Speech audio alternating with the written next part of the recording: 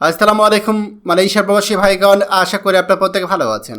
মালয়েশিয়ায় কলিং ভিসার আসল খবর পাস। মালয়েশিয়ায় কলিং সিন্ডিকেট মামলায় জটিলতায় নতুন ভিসা অনিশ্চিত। চলুন খবরে বিস্তারিত জেনে নেওয়া যাক। সম্প্রতি সামাজিক যোগাযোগ মাধ্যমে মালয়েশিয়ার নতুন কলিং ভিসা দিয়ে নানা রকমের পোস্ট ঘুরে বেড়াচ্ছে। এর বেশিরভাগই হচ্ছে দালাল চক্র। সেখানে কেউ কেউ দাবি করছে যে কলিং ভিসা মেডিকেল ইতিমধ্যে শুরু হয়ে গিয়েছে। আবার অনেক শুভাকাঙ্ক্ষীও এই বিষয়ে জানতে আমাদের কাছে মেসেজ করছেন, অনেকে ভিডিওতে কমেন্ট করছেন। কিন্তু বাস্তবতা হচ্ছে নতুন কলিং ভিসার মেডিকেল কার্যক্রম এখনও শুরু হয়নি এবং নির্দিষ্ট কোনো তারিখ এখনও ঘোষণা করা হয়নি। তবে আপনারা অনেকেই দেখছেন যে কলিং ভিসার ব্যাপারে কিন্তু ইতিমধ্যে বেশ কিছু চিঠি দেখা যাচ্ছে। সেগুলো কিন্তু পুরাতন প্রবাসীদের জন্য। নতুন কলিং ভিসা আর পুরাতন কলিং ভিসা দুইটা কিন্তু ভিন্ন জিনিস। এই বিষয়টা আপনাদেরকে বুঝতে হবে। মালয়েশিয়া কলিং ভিসা কার্যক্রম নিয়ে বর্তমানে নানা জটিলতা তৈরি হয়েছে। ইতিমধ্যে মালয়েশিয়ায় কর্মী পাঠানোর নামে 11,059 কোটি টাকা আত্মসাতের অভিযোগে 31 জন আসামির বিরুদ্ধে মামলা হয়েছে। এরা বেশিরভাগই রিক্রুটিং এজেন্সি। এই মামলাকে কেন্দ্র করে পুরো কলিং সিন্ডিকেট জটিলতার মধ্যে রয়েছে। ফলে এই মামলার নিষ্পত্তি না হওয়া পর্যন্ত কলিং ভিসা কার্যক্রম শুরু হওয়ার সম্ভাবনা খুবই কম।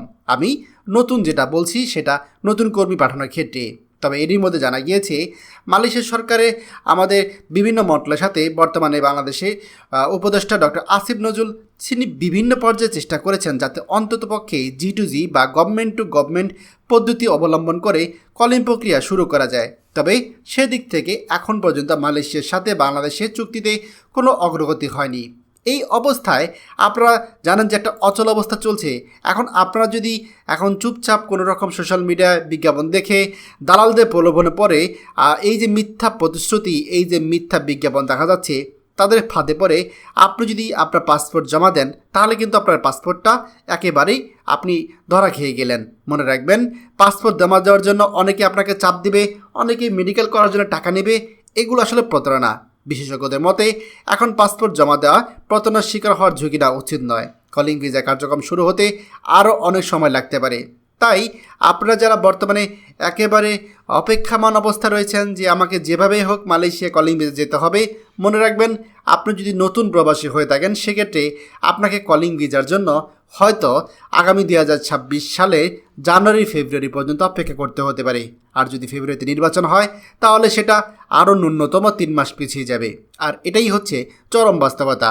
তাই আমরা আশা করব আমাদের প্রবাসীরা আপাতত কেউ টাকা এবং পাসপোর্ট কোনোটাই জমা দেবেন না। তবে এর মধ্যে ইনশাল্লাহ পুরাতন প্রবাসীরা মালয়েশিয়া চলে যাবে এবং তাদের একটা ব্যবস্থা হয়েই যাবে। আর তাদের পথ ধরে হয়তো নতুন প্রবাসীদেরও ব্যবস্থা হয়ে যাবে। খবরটি আমাদের মালয়েশিয়া প্রবাসী সকল ভাইদের সাথে এখনই শেয়ার করে সবাইকে এই গুরুত্বপূর্ণ খবরটি জানার সুযোগ করে দিন।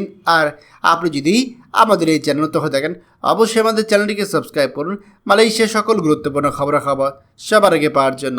ধন্যবাদ সবাইকে। আমাদের সকল ভিডিও আপডেট সবার আগে পেতে আমাদের চ্যানেলটিকে সাবস্ক্রাইব করুন।